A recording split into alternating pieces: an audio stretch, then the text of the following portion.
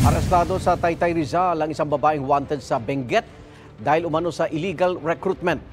May mga pinakakuan umano siya na trabaho sa New Zealand pero hindi natupad. May unang balita si EJ Gomez. Matapos ang 9 na taong pagtatago sa mga kaso sa Benguet Province, sa Taytay Rizal na aresto ang 42 anyos na babaeng kabilang sa most wanted persons list ng Benguet. Ayon sa pulisya, ang akusado ay miyembro ng grupo na nagpapanggap na recruitment agency. Noong Nobyembre hanggang Disyembre ng 2016, nang maloko umano niya ang mga aplikante na kanyang pinangakuan ng trabaho sa New Zealand. 5 ang nagsampa ng reklamo laban sa akusado. Naloko niya yung 5 complainant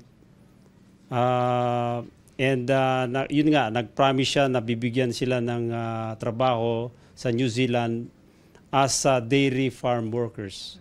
Pero hindi natupad lahat yun. No? At ang masaklap nito, wala pa silang lisensya sa Philippine Overseas Employment Administration. Malaking halaga raw ng pera ang nakuha ng akusado mula sa mga aplikante.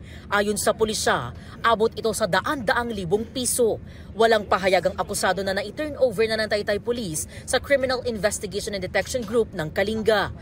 Naharap siya sa kasong estafa at large-scale illegal recruitment. Ito ang unang balita. EJ Gomez para sa GMA Integrated News.